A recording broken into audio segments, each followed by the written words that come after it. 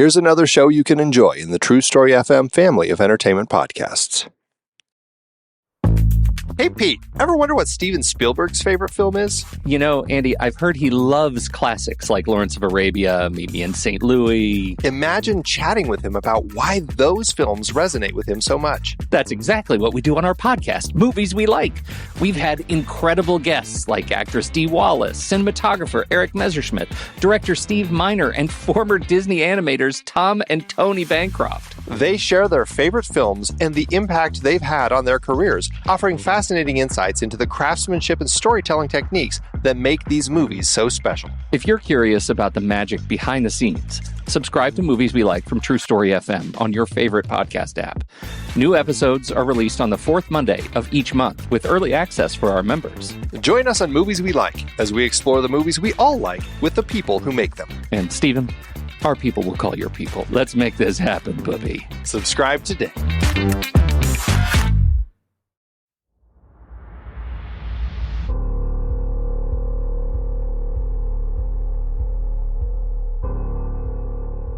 Imagine yourself aboard a train, hurtling through the frozen Siberian wilderness, where an ancient evil awakens from its icy slumber. Picture a lonely stretch of highway under the cover of night, where a seemingly innocent prank leads to a relentless pursuit by a faceless trucker. Envision a transatlantic flight where a mother's dark secret must be unleashed to protect her son from a deadly hijacking. These are the tales that await us all sitting in the dark, for it is travel season. But I'm not alone on this terrifying trek. Joining me are the three travel aficionados who have faced the horrors of the road and the rail.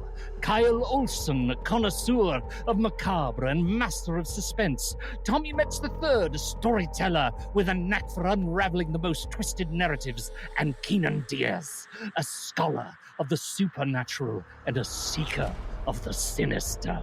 Together, we will dissect three films and reveal the secrets that make transportation the perfect vessel for nightmare.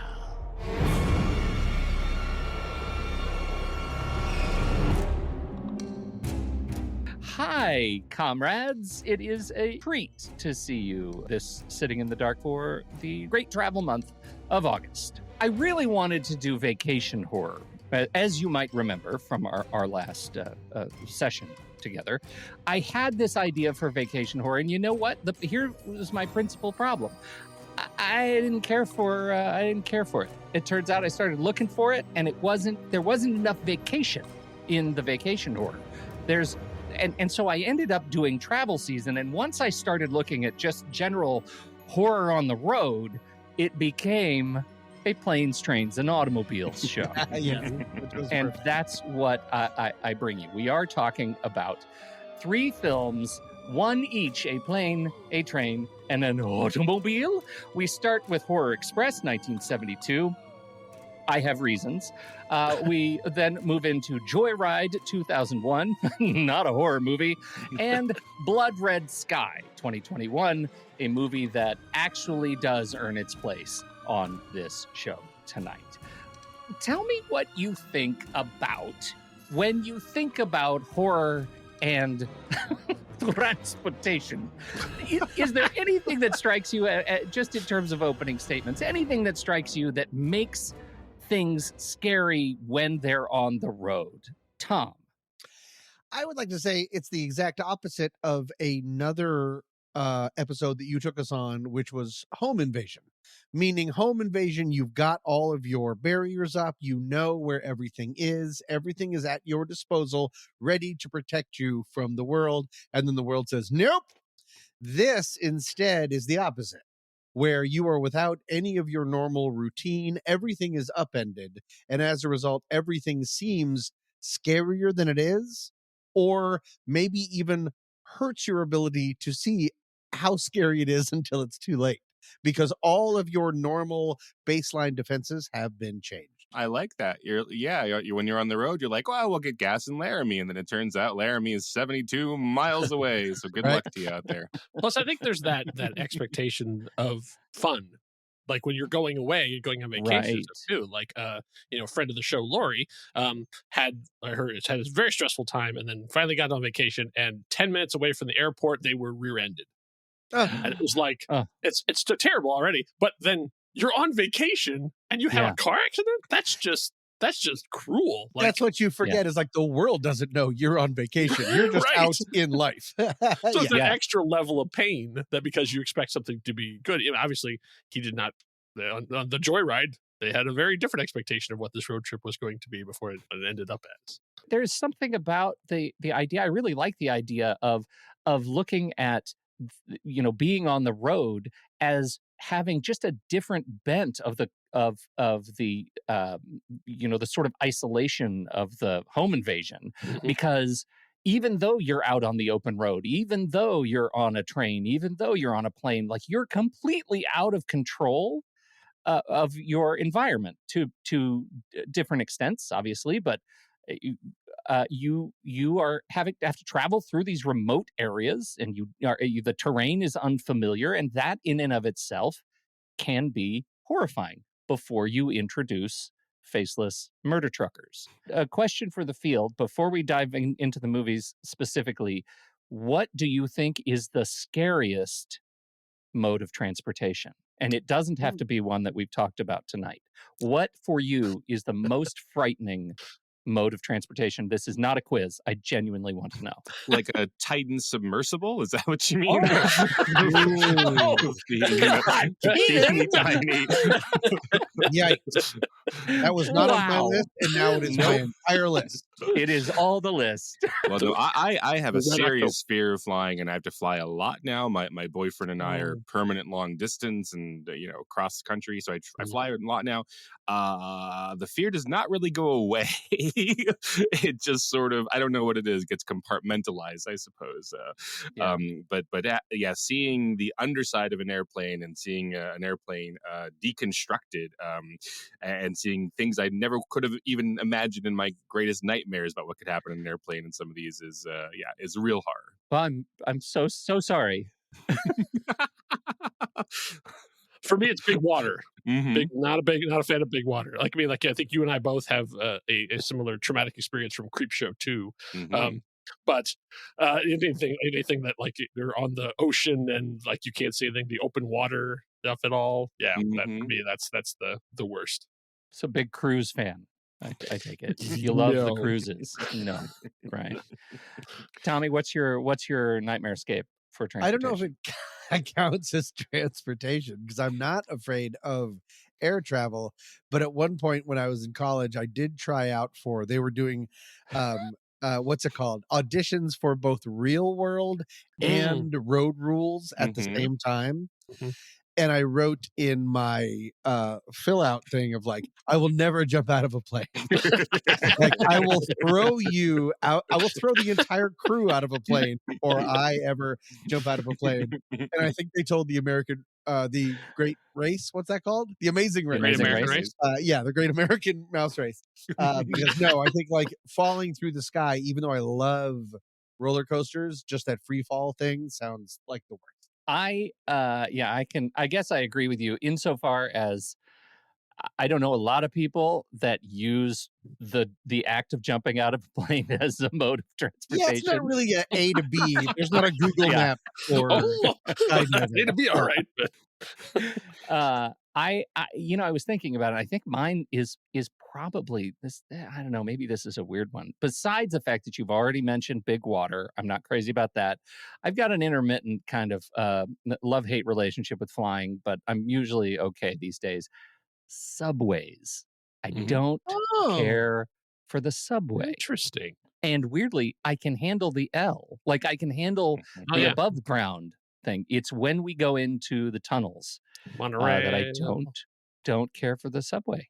Yeah, I feel like all of my nightmare perseverative thoughts can come alive when the lights go out and kind of start flickering, and I can make any subway a horror subway pretty quickly.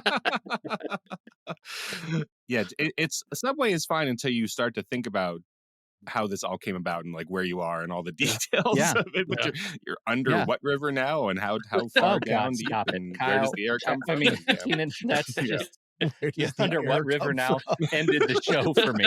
Jesus. Well, speaking of trains, let us begin with Horror Express. Horror Express, I think, is an interesting movie. This is one that I had not seen when I picked it.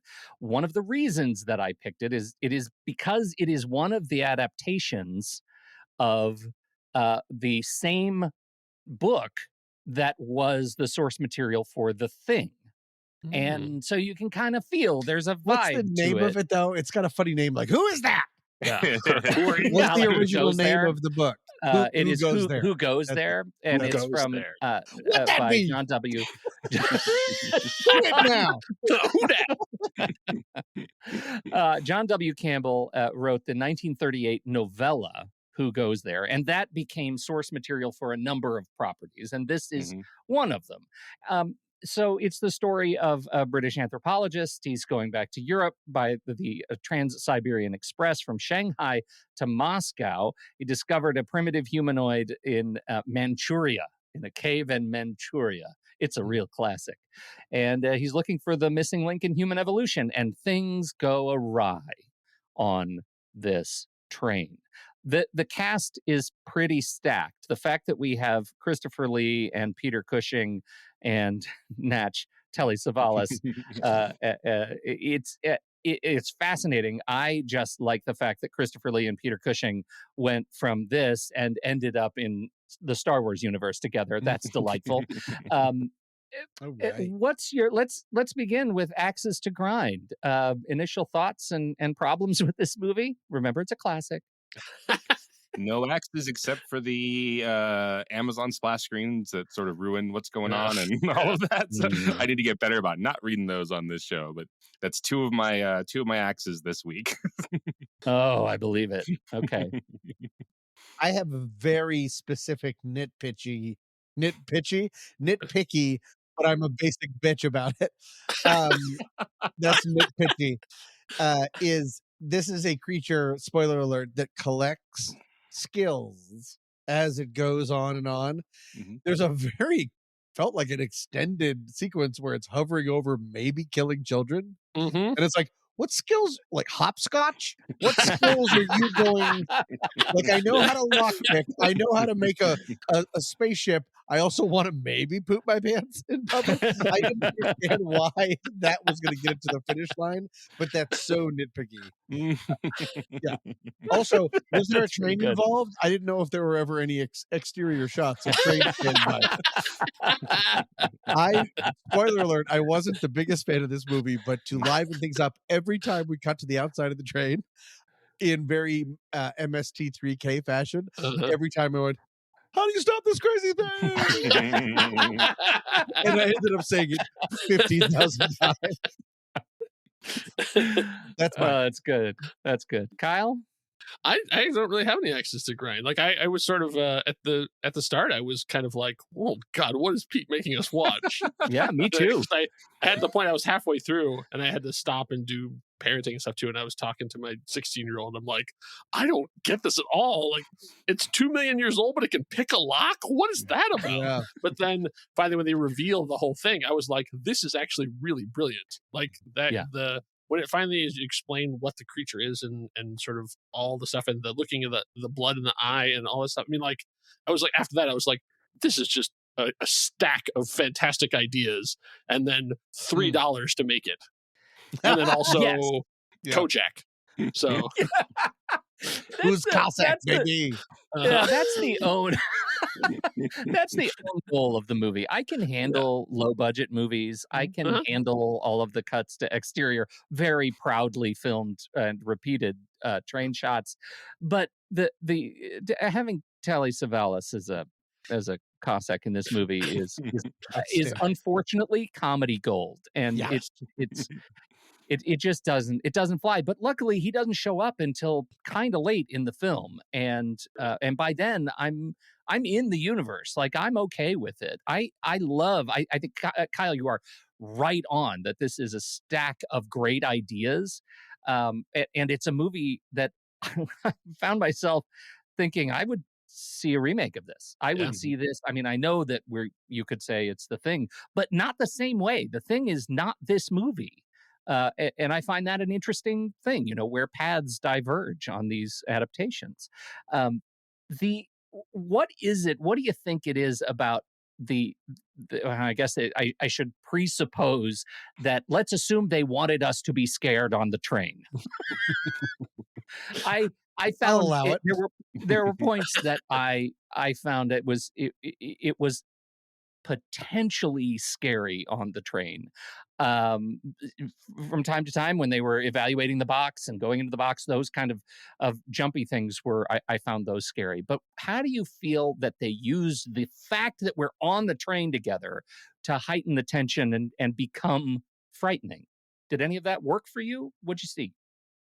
The vibe for this movie is kind of like a detective film that's in some big mansion, right? So this is not the kind of trains that you and I would go on today. This is a luxury, like super lux, or they don't even let us know where to buy the tickets, you and I, for this kind of train. So that was really, I like that a lot. Like going from car to car. I never got like the way we will in like Blood Red Sky, about the airplane. I never really got the geography of the train. The train for me is more of like just an idea. Like we never go, oh, we're in the Count's car, and that means that we're next to the doctor's car. I don't know. I have no idea like where we are at all. It just sort of set piece to set piece, and we never really get a sense of a geography until the action scene. But I like that. It really is a vibes movie for me. I watched this one, and then I just like being in it, and I put it on play in the background while I was working on the other stuff to get ready for the show. It's like, it's just a cool feeling movie. It just has this like old timey, even older than it is in 1972. It feels like a movie that's 15 years older, probably because they don't have money, and they're stealing Christopher Lee and Peter Cushing from the Hammer movies and putting them together in a new movie and pretending this is a Hammer movie and trying to trick people into this. But yeah, that was totally working for me. Just like being on this train is I don't know, fun rather than horrifying. So maybe that wasn't quite what you were intending, Pete, but it was just sort of, luxe and posh for me. Lux and posh. That truly was not what I was expecting from this movie either. But I agree. I think one of the pieces that, well, first of all, the idea of train is spot on. Every time they cut to the exterior of the train and you see that it's not a very long train. And then they go back inside and realize that it's essentially a TARDIS. Like, it feels like the train is much bigger inside than out. And I didn't find myself getting too caught up in that because I loved it when the monster started jumping from person to person and idea to idea. I thought that really worked well. I found myself legitimately wondering, is the movie going to be able to trick me? I want to be tricked. Sadly, it didn't. I felt like it was fairly predictable, but I liked the like you say, the vibe of that. Tom, why you hate on this movie so much? I think maybe because, well, I've been very clear. I'm not a classicist. I really have a lot of trouble distancing time from quality. There are certain movies that, like The Haunting, the original, there are certain movies where I can absolutely be like, this is weird and junky, but it's great because of when it was made. This thing I'm about to say might sound like a joke or a catty comment. It's not. Did they make these movies without sound and then put in all the sound later? That's a legitimate thing. Yeah, Spanish Italian movies did that. That's how that was done. Well, that's insane. And guess what? I had an English. I mean, like, it's just so junky enough that it's just constantly bringing me out of it. And I feel like almost every actor is in a different movie. The acting wise, the way that they're delivering, I mean, the priest is on another level. Kelly Savalas didn't know that he was a different ethnicity. Like, this movie is a crazy town. That being said, so like, I have trouble with that kind of stuff. My favorite part was something that maybe wasn't ever followed up on. I got really excited, Pete, because it was a crossover between your and I's old episodes. It starts as an epistolary or Lovecraftian film saying, here is my account of this batshit stuff that happened in this incredibly short, incredibly shrill train. And I hope this works out because everyone on it went nuts. It's weird that never comes back, but I was ready for the ride, and the ride was appropriately just I lacked that part of my giving soul to be able to be like, I get it. They didn't have blank or blank or blank. Even with that involved, no one had the same script, and the director was not like, hey, let's all have a meeting. Well, I don't know what happened on this movie, but in a lot of Italian and Spanish movies of the time period, they would have like Curb Your Enthusiasm style outlines, and they would sometimes just be saying nonsense because they knew they were going to be redubbed. 1,000% that answers so many questions, and I'm not being bad. Like, that makes sense. And there were times when lips did not match what they were saying, and there was some pretty fair amount of exposition when the person isn't on camera. So, okay, that makes a ton of sense. So, yeah, I had trouble, quote unquote, following the movie in the first act, but I wasn't concerned about it the way that you were. It's just like, I just like seeing these faces, you know, these very interesting looking people in little rooms. I don't know what they're talking about, but some of them are going to get murdered and some of them aren't, and I was happy. I do want to zero in just a little bit on Father Pujardov, because I think he merits some attention. The Russian Richard Harris. Yeah. Because I'm like, was Richard Harris in this movie and just slumming it and didn't want his name on it? So he just put on the big beard. And... he has a real arc. I mean, as a religious figure that then is like, all right, I'm going to sign up for your side. Yeah. Well, that's the thing. Like, I'm a man of God, what is but his Satan? Right. What's his job? Right. What is his job, legitimately, for these people? What is his role? I think he's Rasputin. Yeah, that's probably right. Yeah. Yeah. Okay. He's a zealot. Yeah, he's a zealot that will follow whatever the biggest Z for zealot is in the current times. Was what I thought. He's always under the influence of something. Well, and here we go. And he just turned coat right there in the middle of the movie. Decides. Well, he witnesses one of these telepathic murder things, right? So so I guess it's like, well, if you want to believe in something and you have been believing in God and the Bible, well, this is, you know, right there in front of you. I don't know why he's hanging out in the baggage car to witness said murders to begin with, but once he does, I go, yeah, sure.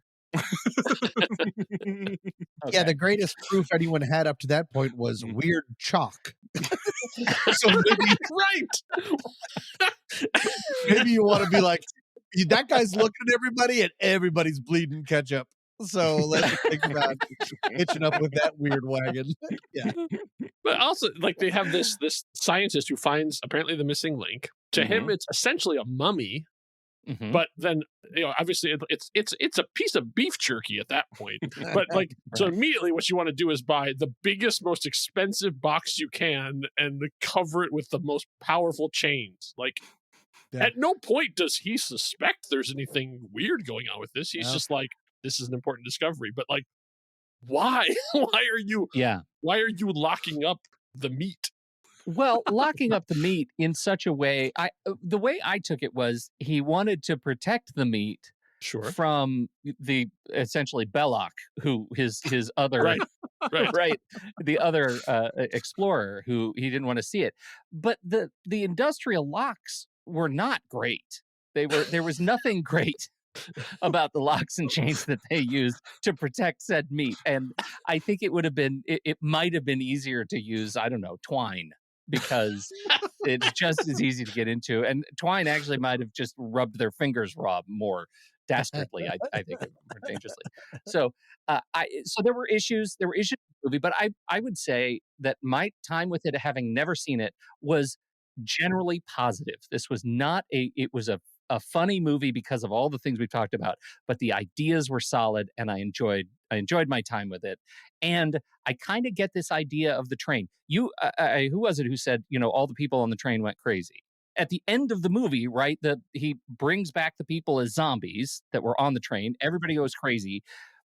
That conceit of losing control in a confined space comes back in spades in our third movie, which we'll get to.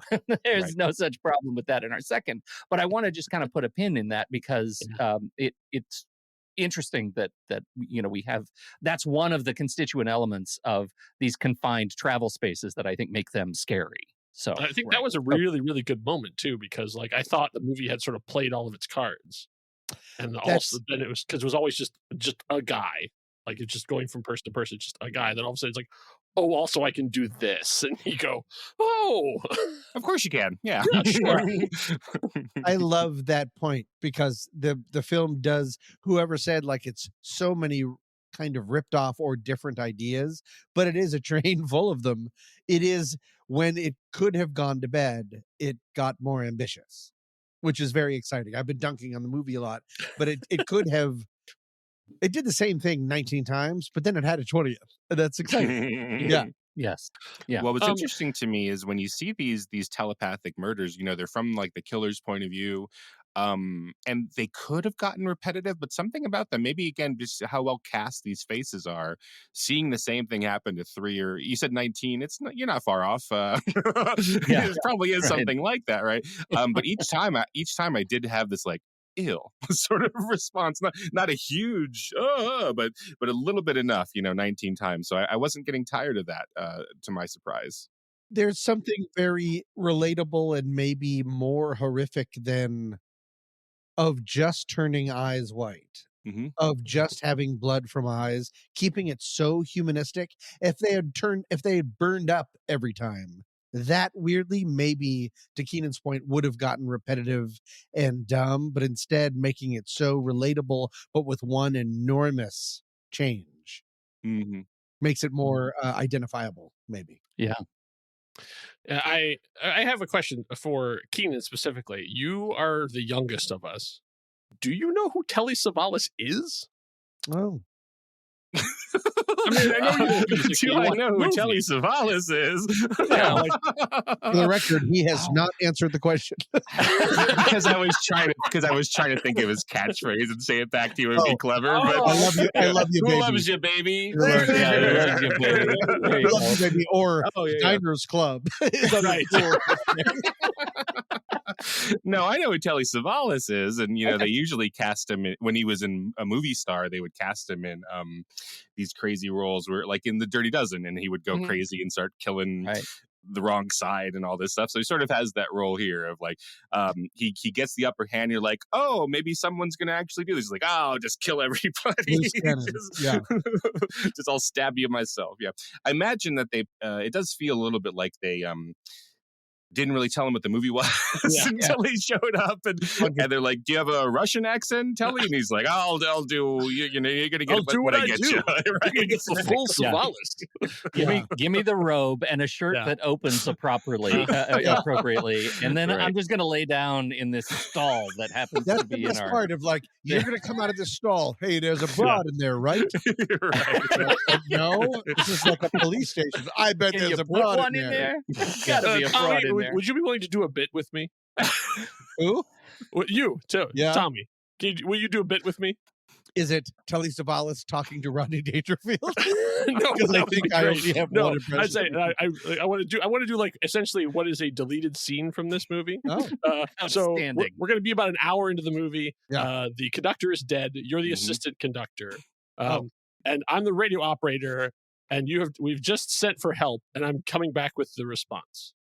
Okay. All right. So I'm not going to do a Russian accent, but sir, we just got a response from the station down the way that we're on the way to, where the soldiers are there. We finally got an answer, and we told them all of our questions.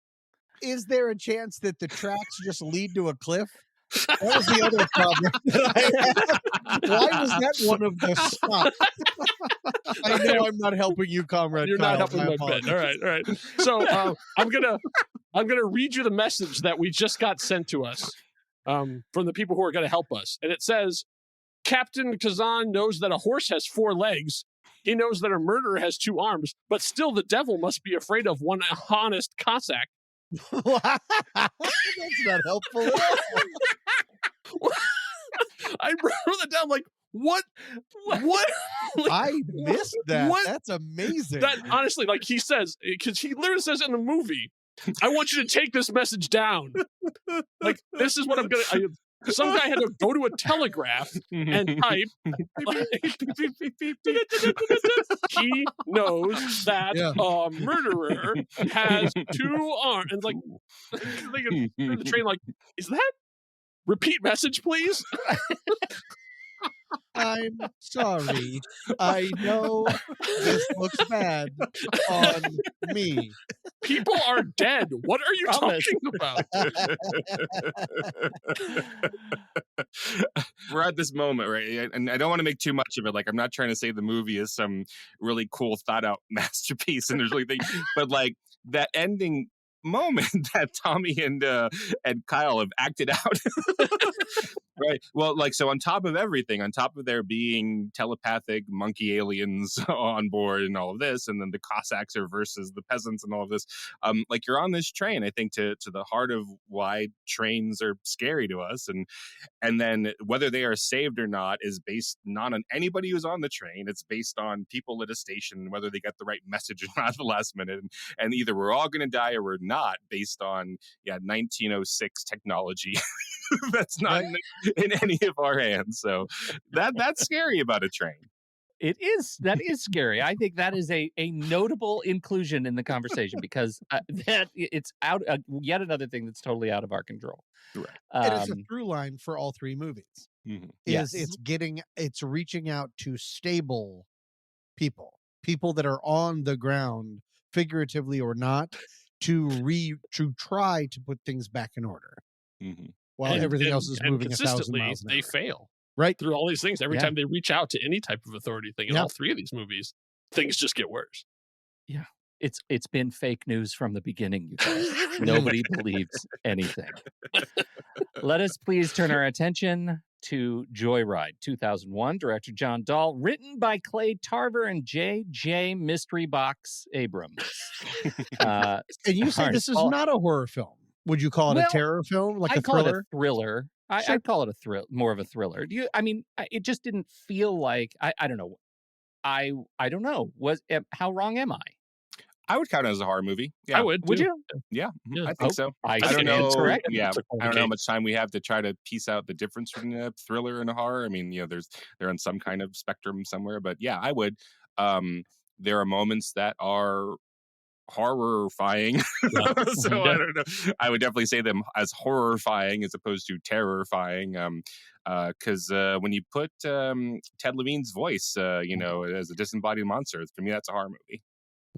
Yeah. James Gumb. So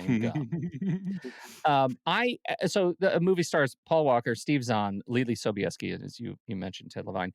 I had not seen this movie either. Am I? Who else had done this before? I had seen Tom it. had. I saw it in theaters. I did too. And I was telling Pete, I was in development when the script first came around. The script was originally called Squelch, which is the it wasn't called Joyride. And it was a good script. Yeah, I mean, I think the movie's great. So it's the premise of the movie is Paul Walker is going to get a booty call, and so he has to go buy a car and drive across country. And on the way, his recalcitrant older brother, he has to get him, break him out of prison, bail him out of prison or a jail, and they start on a road trip. And then we introduce the CB plot line. And they decide to start playing some jokes on the truckers and do voices and character work, do some tight character work. And they end up coming in contact with Rusty Nail, Ted Levine's disembodied voice. And he is looking for candy cane. And I think what is threatening about this movie, first of all, they're on the open road. Right. For me, the open road comes with its own sense of horror, because you are at the mercy of a device, your car, that maybe you don't have 100% understanding of its inner workings. And that to me is scary, right? When you're hundreds of miles forward between two areas of support, and a car breaks down and you don't know what to do, that is terrifying. Right, that is one thing that is scary. And now they introduce this this sort of cup game of which trucker is it, right? Which trucker did we come into contact with, and he's following us, but we don't know what he's driving, we don't know which truck he's in, and yet here he is exerting violence on our next door neighbors at the hotel. I thought the whole conceit of this was really, really solid, and was suitably unnerving. Axes to grind. Tom? Oh, I have one axe to grind, but it's going to make me sound like a real jerk, and I guess I am a real jerk. So I guess I'll go ahead and say it. My apologies. And I don't remember her whole line of work. I just tipped my hand. But I was like, Lily Sobieski. Oh, yeah. Why don't we? That's why she's not very strong in the movie. I don't think she's very good in the movie. I think Chris Walker is beautiful, not that good. This movie works for me because of Steve Zahn. I think he's outstanding in this movie. I think he's great, great, great, great, great. Libby Sobieski, I think, is straddling too many character elements that got recut. Yeah. She's weirdly attracted to both of them. Clearly there was some sort of editing or reimagining or something. Apparently, it's not so weird. It's not so weird. Is that true? There are a number of deleted scenes and alternate endings. The deleted scenes, she came back and filmed love scenes with each of the guys, and they were both cut. They didn't pick one. Well, so that's most not of fair the movie for her at all. She just it's not a great look for that character to just sort of be flighty. Because she also comes in so late in the movie. She's there. Her flag is planted very early, but then they've made a whole relationship with Rusty Nail before she gets involved. And so that's a little rough. So that's not on her. My apologies for discrediting her performance. But that's what I was going to ask you about. I just keep reading about all these different things that they had. I had no idea that there were so many different. I don't know. I was wondering what you remembered from the original script. So in addition to different ways of defeating Rusty Nail, of him, he's going to kill. If I understand right, he's going to kill himself and frame them for it. The brothers are gonna actually fight him. It seems like they didn't quite know what they wanted this movie to be.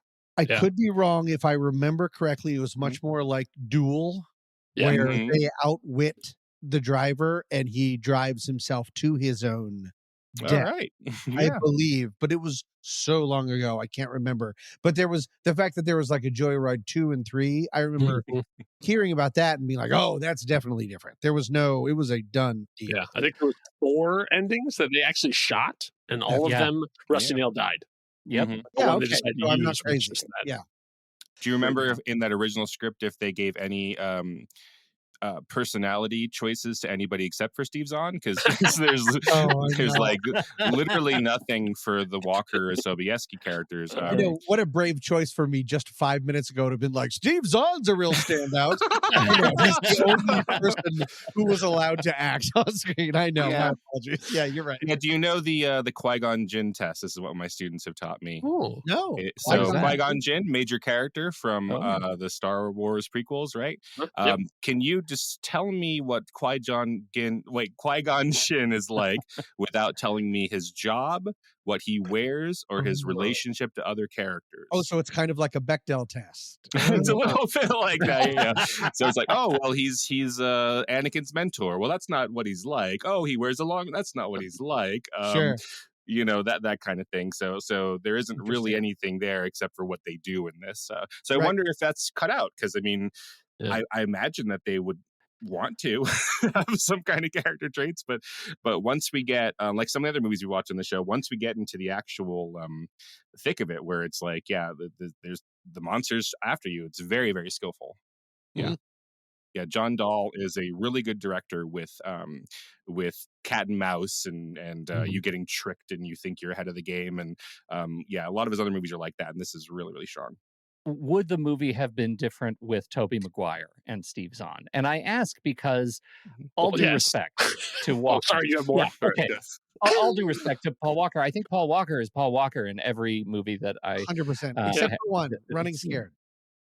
A movie called Running Scared. Oh, He was yeah. in. He's in extremis for most of that movie. And Yeah. so it's a different Paul Walker. But this, he's just a beautiful thing. I'm sorry. You know what I mean? He's likable and stuff, but it's only he's likable because he's so beautiful when he smiles. Yeah. You're like, I like you because I want you to like me. But because just going on to Keenan's point, what is he studying? What are his goals? What does he want to do with his life? No, Kyle, he's not, because he's playing so much hacky sack. Right. I'm really good at this frisbee thing. I think I could go pro. Yeah, I think he could go pro, but frisbee golf, not ultimate, right? Oh no. One of the things that I want, I'm sorry, Pete. I was going to jump on a point. Was about the idea of how is it different when you're on the road, when your defenses are different. In this movie, for a long time, over and over, and this actually links to your "We Don't Belong Here" episode. Air, earth, fire, water, whatever it was. They're constantly afraid of the wrong other. Quote unquote. Yes. They're afraid of the ice truck man who is just returning your credit card, albeit the most aggressive way ever. I would rather you just mail it to me. But like when they're hot wiring a car 7 miles out of Medford, they assume the guy coming out of the bar is the owner. But instead, he just wants to offer jumper cables. There's a lot of bait and switches of everyone. The world, when you don't have your foundation and your routine, the world is your enemy until proven otherwise. That's interesting. And then they come across a real enemy. And it's almost like too late. Like they've already blown chances. They've blown chances to get gas because they were overly afraid of things they shouldn't be afraid of. It's weird how the paranoia from just being outside of your comfort zone can screw you up across the board. And that has to do with travel. For sure. Yeah. On top of that, right, the idea of having fun on the road and these discoveries on the road, and they seem to be aware of them being young and in love and out there and in the open.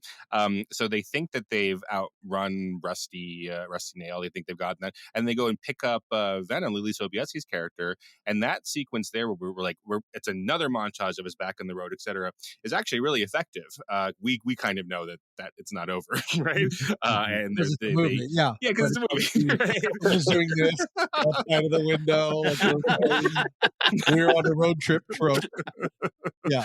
Yeah. There's something about that about getting two realizations of like the real life and consequences exist outside of road trips, right? You don't get to we're at Disneyland, so none of our problems are back at home. But no, not actually when you're outside of Disneyland, right? Right. You have consequences that are going to follow you.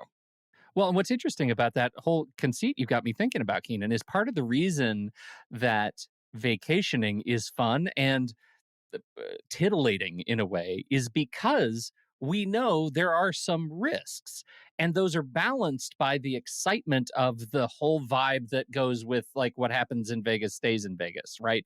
That there is some plausible deniability that comes, dragging on behind my actions, that somehow because it was Vacation Pete, he gets away with more stuff. Right. But the dark side of that, it's a hall pass. The dark side of that is so do the curses that come with you, right? So does the rusty nail. Right. I mean, I live in Las Vegas, and I have also lived in Los Angeles, tourist towns. And when you're in tourist areas, you see how people really are like, hey, I could jaywalk here, right? There's no consequence. I couldn't possibly get hit by a car. It's Vegas, baby. Like there's nothing that could possibly go wrong. Because there's a mindset where you make everything into Disneyland, where somehow it's weirdly curated for you, even though this is just a working city. Right. Right. Meanwhile, Keenan's favorite game is let's find the tourist, and he just drives up and down the strip. I'm looking for tourist. Yeah. Before we turn our attention to Blood Red Sky, just give me just some thoughts on the actual rusty nail as as we see him in this version of the movie. What's your sense of him as a general threat? I have not seen the other two movies. Maybe that's obvious. And so I don't know if he continues, if he's the general threat, but what'd you think of Rusty Nail? Keenan, why don't you go first? Yeah, he's pretty scary. I mean, he seems to be, I think one of the things that's effective about this version of him, not having seen the sequels, is that they take him for less than he is, right? They're like, oh, you're a trucker, you're lonely. They make these assumptions about him. And with those assumptions come like, we're smarter than you. So that's super effective to have him constantly be smarter than them. The movie never answers these questions. How does he figure out their names or any of these things? Yeah. And which I could see myself picking at, but I could also be like, oh, that's just really terrifying. He knows everything about them. They don't know anything about him at all. Rusty Nail's not his name. Right? He might not even be driving a truck. We know nothing about him. He's out there in the dark and he knows everything. I think that's interesting. Tom grimaced when you said that, and yet Tom's is the like scream in a box guy, right? Like there are things you don't get to know, and that's what makes it scary. Isn't that your anthem, Tom? This is in a horror movie, yes. In a terror thriller movie, personally, yeah. Okay. This movie is right, based on here's how I figured out this stuff. But then when he has like what's her name's friend, was it Charlotte? Yeah. Or whatever. This movie, it has been edited down. There are sequences we are not beholden to. And that hurts. Yeah. And then I just look at Steve's on and I'm like, hey, that guy's really good. I'm gonna go watch Sahara. Yeah. Hey, I'm bringing Sahara for my next one because it's such a small thing, because it's, that's the isolation is just like it's just the three of them versus this guy and they don't know where he is and stuff too. Then they have to have him kidnap someone to raise the stakes, and they like go and like from the whimpering she knows her friend, and it was like it took me a second to go like identifiable. like oh right, the girl was in one scene like an hour ago, and like not that you wouldn't save anybody, but it was a big. I forgot about that point. That's like asking for proof of life and just hearing the noise of a newspaper. That's today's paper. Yeah. Oh, Kyle, you're exactly right. I remember like, oh, we're just assuming it's Charlotte or whatever her name is. Yeah. You're exactly But really right. what happened, like if we take it completely Doylistly, like it's almost as if they forgot that Lily Sobieski had no stakes in the movie and was constantly asking, what's going on? Why should I be scared? And that does not a threat. Did you recap what's happened in this movie so far? Right. Yeah.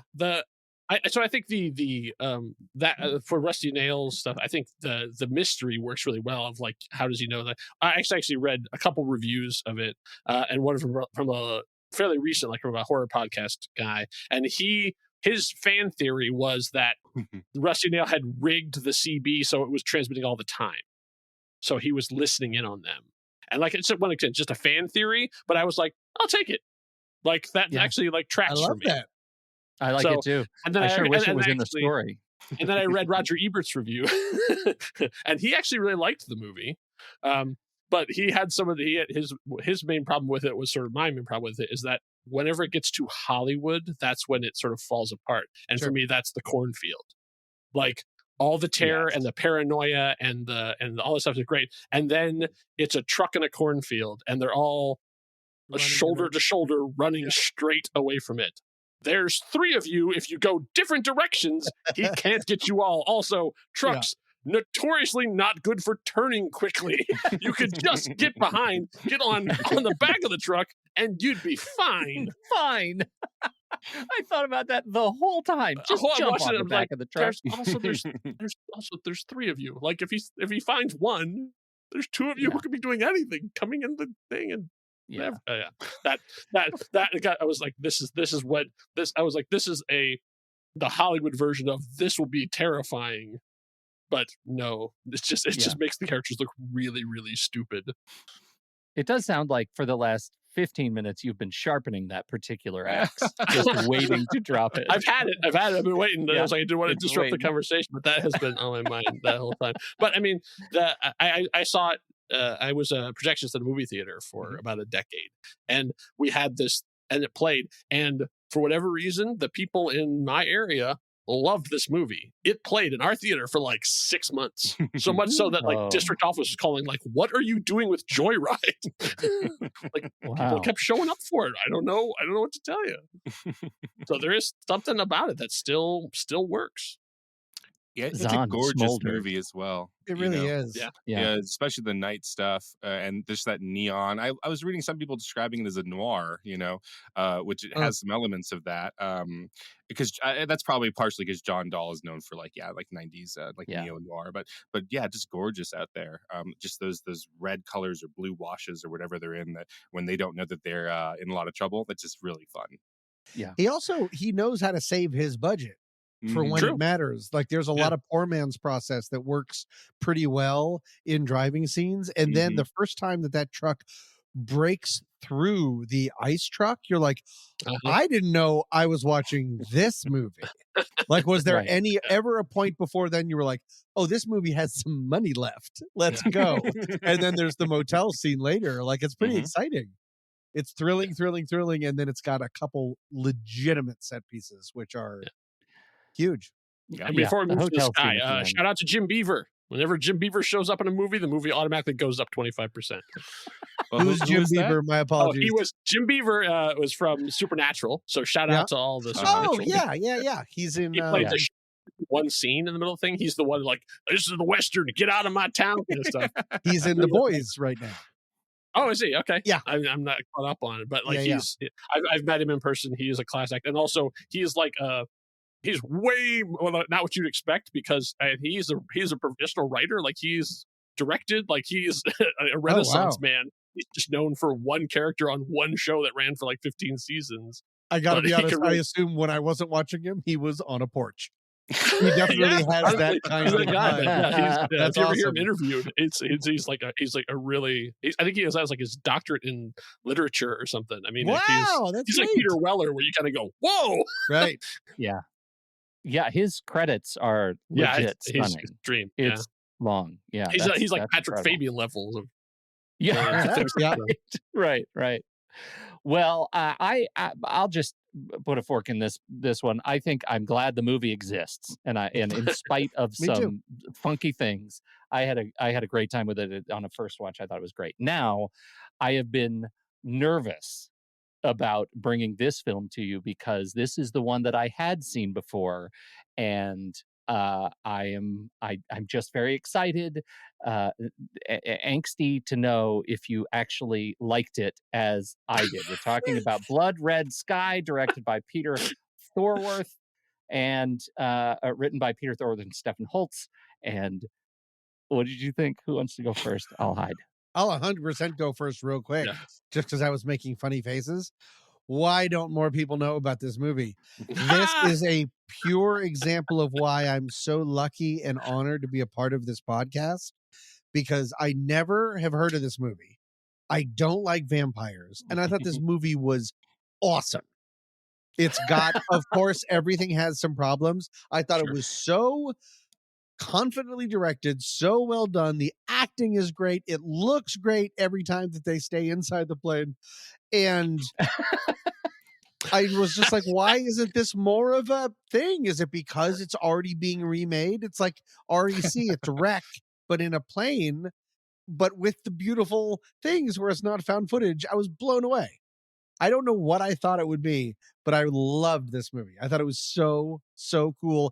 And when was the last thing I'll say, I teared up multiple times at a horror movie? The Kid is phenomenal. And you give me a kid or a dog with a crying scene, I'm like, boo, boo, boo, boo, boo, boo, boo. There were multiple times when I was like, I can't believe I'm crying in a vampire movie. I love it. Thank you, Pete. Thank you for putting this on my radar. Oh, thank goodness. Okay.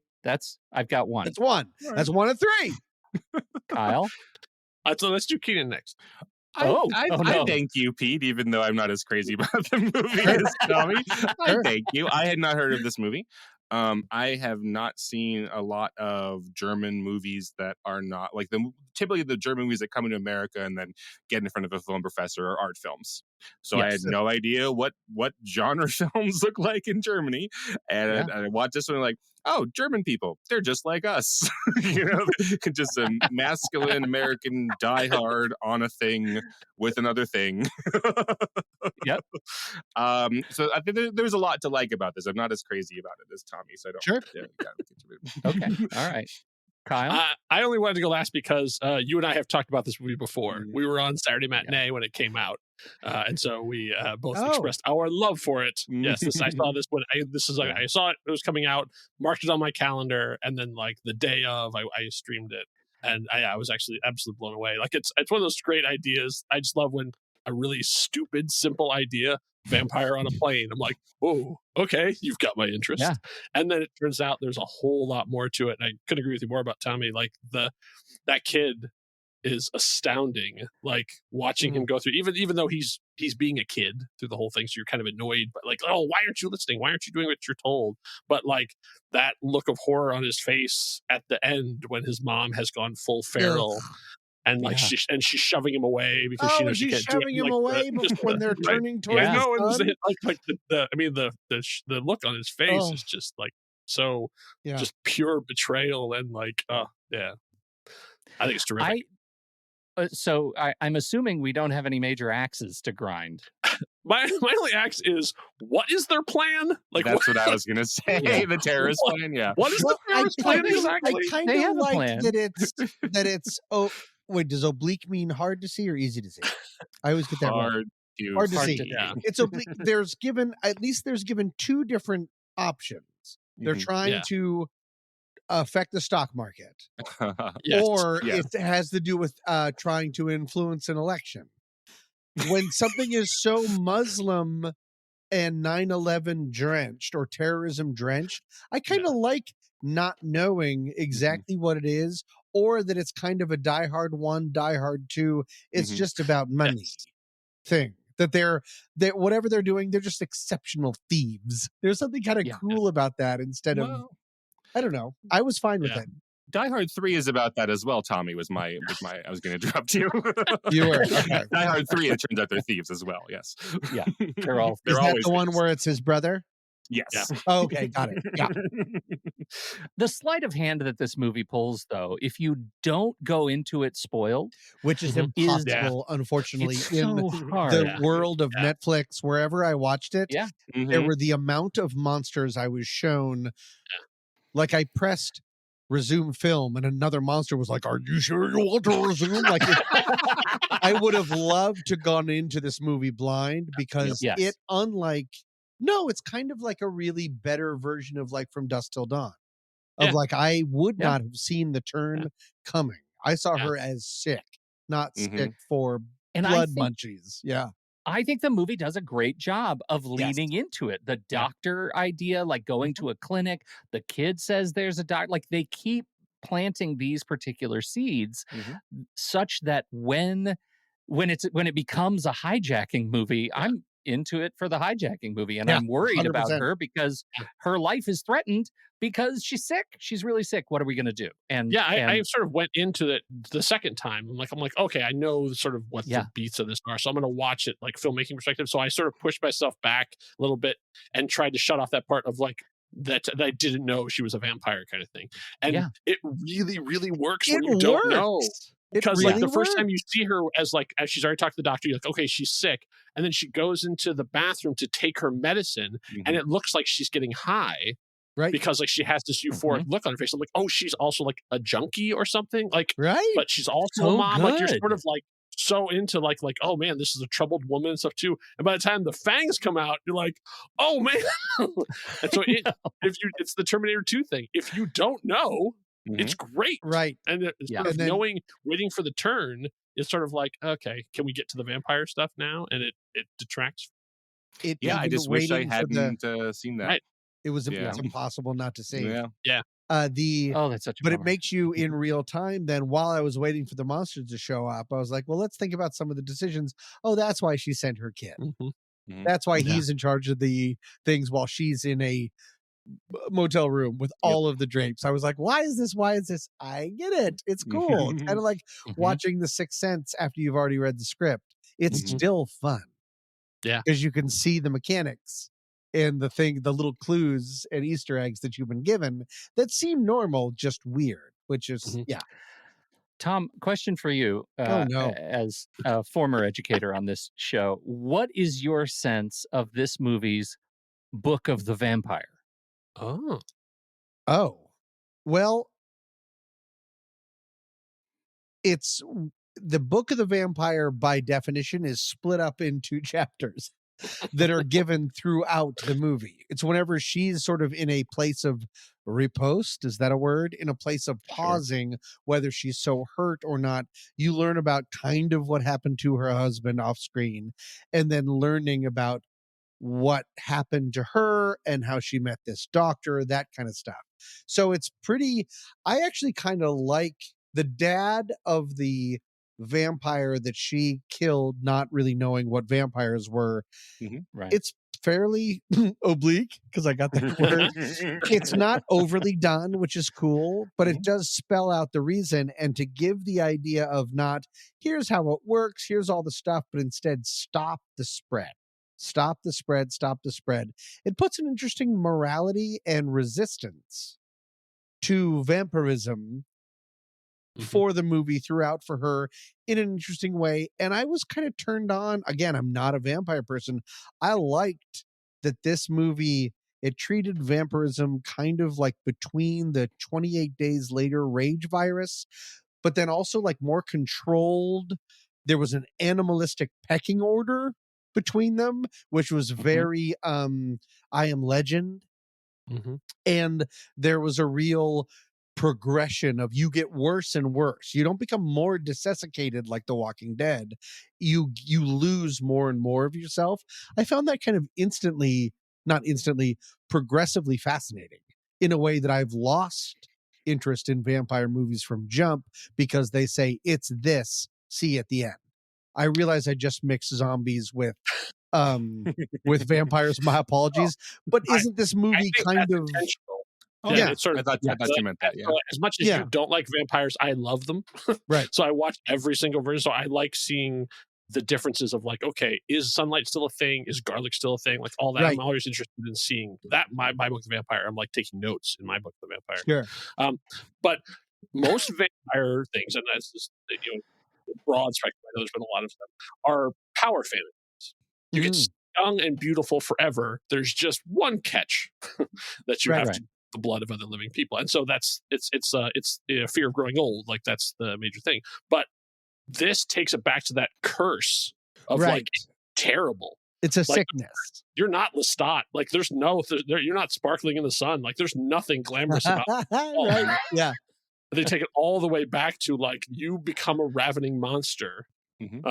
But also you're trying to be a good mom, and that's what the push. But if you're able to control it, then you're just like a really powerful. No, but she's a monster. No. You're right. She's a monster. She's a monster. Whenever she has power, she's not like mom taking off her apron. She's very honestly, a monster. If Hollywood remakes this, it's going to be Die Hard. And it's going to be like, she's going to drink a terrorist and then be like, dun, dun, dun, and the music's going to kick in and her claws are going to come out and she's going to like tear through the bad guys. But that's what I love about this movie is like, just when you think that's the case, it sort of then zigs and zags. Right. What was the movie in Schitt's Creek? The Crows Have Eyes Too, The Crowaning? I think that might be what we're in for. Is that a real movie in that show? That's so funny. Yeah, it's a movie in the show. That's so funny. I haven't seen that show, but I've heard it's great. It's great. Well, but there's the thinking about what Kyle was talking about the curse of being a vampire here. Again, I do like that this movie doesn't take the rules for granted. That you know how vampire movies work, etc. But it seems like there's the one terrorist who's posing as the flight attendant, 8-Ball, and he seems to know horror movies or has expectations about horror movies, and he wants to be a vampire because of course that guy would. So that's really interesting about two different good hero and shadow facing off against each other, and one of them wants to eat as few people as possible so she doesn't lose her mind, and one of them wants to eat as many people as possible, and even makes little vampire assistants and like, here, my little baby, now you drink so you're stronger and you don't have your humanity anymore. So I think that was a good pairing. And then their little fight off at the bottom, and then with the son Elias having to witness that's good stuff. It was kind of nice also just for the, I'm sorry, I feel like I'm talking too much again, but for the hijack part, for the loose cannon to not just end up being a person that you go, boo. I just watched Heat again. Mm-hmm. There's always in a heist team the one that they hire at the last second. You're always like, he sucks and he's a drag. This guy is a drag and he sucks, but he's also like the most suck and the most drag, and ends up becoming his own feature film character, which is really, I liked that. If you're going to have someone who is there to screw up the plan for everybody else, have him screw up the movie and have him be the one to be, leaned over into the sun, which I like. Yeah. Sorry. I think the mother story is, I just, because somebody brought it up a little while ago, the mother story I think is really interesting, especially when, is she, at what point does she completely lose control? And there is a moment in the cockpit when she tells Farid. Anyway, she tells him, you're going to have to look out after my son. And it's a very sensitive moment. And we know this is kind of giving away her baby. And then she turns around and eats a good guy, right?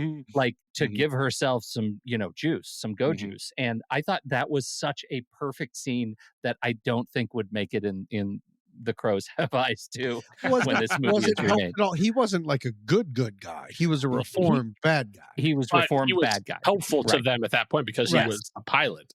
But she had to get those gains. But essentially, the last human that she was going to be able to eat, right? Yes, because that was the end of her, really. Right. Yeah. That's a really interesting turning point that I don't think I realized was such a turning point. And the movie reacts to that as a turning point. So that's a great thing to remind.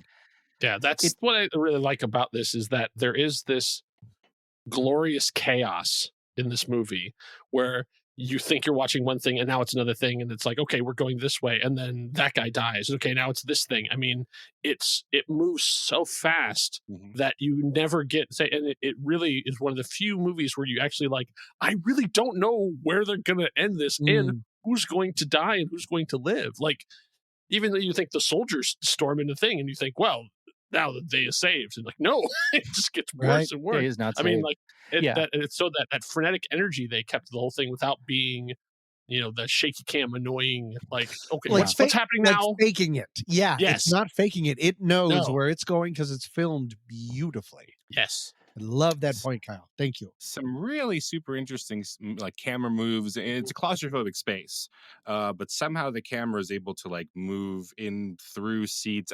It doesn't feel. It must be CG. I don't think they have cameras as teeny tiny as that. But it doesn't feel like it. Doesn't. I don't feel the special effects there. I just feel the camera being where it needs to be for these things. So that's super impressive. I don't know how big of a deal this director is in Germany, but I could see them, if more people find out about this movie, poaching him and bringing him over and do some Marvel stuff or something. For sure. I do love I don't love it, but it is sort of a delicious irony that the movie, they were filming the film in 2020. And oh no, wait, what? Yeah. And this is one of the films that was shut down after an extra tested positive for COVID.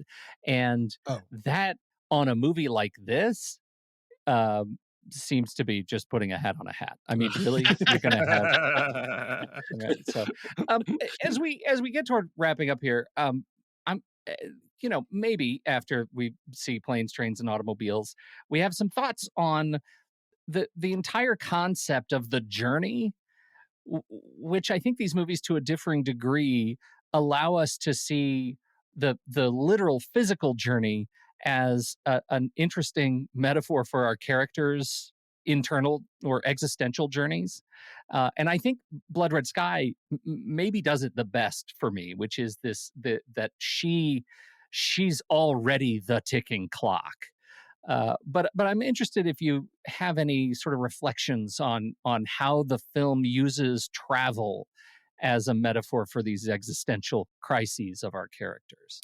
Well, this one certainly is the bleakest you have there, Pete. So, Blood Red Sky. But I was thinking about it more with Joyride, so I haven't quite connected it with the other two about the idea of the road trip. You know, all the cliches you hear about the road trip of it's not the journey, it's the destination, or you went on the road to find America, but you found yourself instead. You know, and the reverse of that happening in these horror movies potentially, right? Like, the journey is what kills you.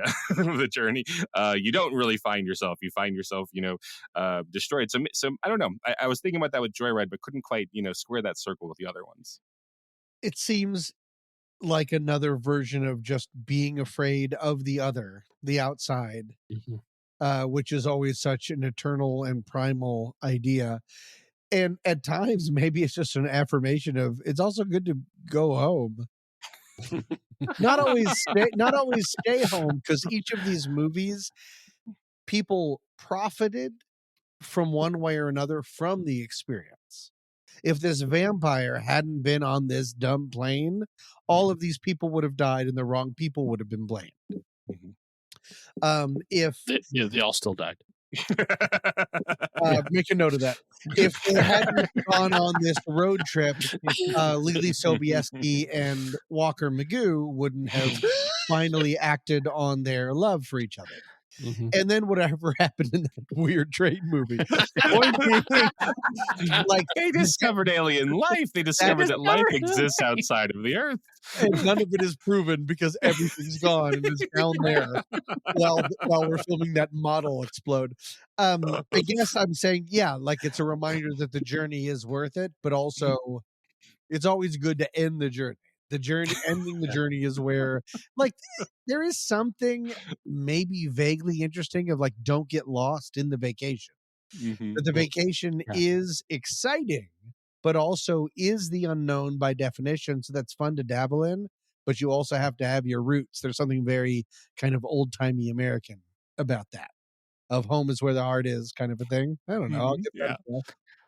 Old timey American, and one of the movies is German. Turns out the Germans like home too. Good at points. Okay. I'm not known for salience. Okay, go ahead. Kyle, any closing thoughts? It's interesting that in all these things, when we see people have powers, I guess in werewolf movies is sort of like the losing a thing. The losing control is what your power is, essentially. Right. Like it's the wild man inside and stuff too. But this, I can't get over this woman's struggle and her journey of like, I just want to be a good mom, and I'm going someplace I don't want to go. I'm going in a way I don't want to go. I'm going and she is more powerful essentially than all of these people, and the whole movie she spends not giving that power away, controlling it, holding it in, where she could take out those terrorists, no problem. But she's not, because of what would come afterwards. You don't see that a lot, and especially in these kind of things. There's either a lot of the horror movies are reveling in the power, the evil, the thing, but you don't often see that much restraint. And that was one of the things that really resonated with me, because I just have not seen that a lot in other things, that even stuff that we've watched. Hey Pete, remember when I talked before? Can you is there a way that you can make my voice say that? Because that was let's remember how terrible my bit went early on in the no, that was my fault. We all have our ups and downs. I did the albatross. Yeah. No, that's a great point.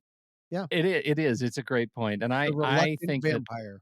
The reluctant vampire, and the whole idea that it's the act of travel that is the catalyst for horror, I think, is really satisfying to me. Right there's something that's expected and unexpected, and that's really great. And with that, I think we close the book on its travel season. What a long travel trip it's been.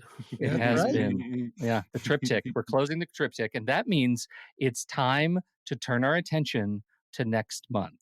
And I believe our host next month is It's Professor Diaz. It is me. Yes, it is. So my second time out, I thought that we would take a look at a certain sub-format within horror, which is the horror anthology film. Oh my God! I don't think we've covered any of This them was so on my far. list. Oh no, Tommy! There's plenty of them. I want. There's plenty of If I wasn't going to do it, I wanted someone to do it. I'm so It's great. excited. We could share lists later too. Yeah. Yes, I was thinking we would do George Romero and Stephen King's Creep Show. You mentioned Creep Show 2 earlier. Love it. The black social satirist Rusty Kundiyev's Tales from the Hood, Oh, which is a movie. that. Yeah, I saw as a kid and don't remember anything of it except it's scary. Outstanding. And with Michael Dougherty with Trick or Treat. Oh, Super fun movie. So it's a little different from other anthology movies in that we have one director for each of those movies as opposed to other ones which have sort of, a collective. But yeah, I think we will give that a shot and take a look at how they hold up. You have to hold your breath. That is wonderful, Keenan. What a great idea. I love it, Keenan. Such a great idea. Looking forward to that one. And I'll put a letterbox list together. We'll put that on the socials where it belongs. If you want to follow along and watch these movies with us for September. Thank you, everyone, for joining this month. We appreciate your time and attention. Do all the stuff you love to do with podcasts. Share it. That'd be great. Write us a review in Apple Podcasts, but only if it's good. And what? Eat it. Can you eat it? Get podcast. Get yourself an egg and spilled into some sort of jerky. I don't know. Put in a box, wrapped in chains. And we sure do love you hanging out with us. You can find us really head over to thenextreel.com/Discord. truestory.fm/Discord, and that is where you can join our community. You can chat along with us, and we would love you to join us there. On behalf of Comrade Kyle and Keenan, exclamation point, and Tommy, I'm Pete Wright. We'll see you next month, sitting in the dark.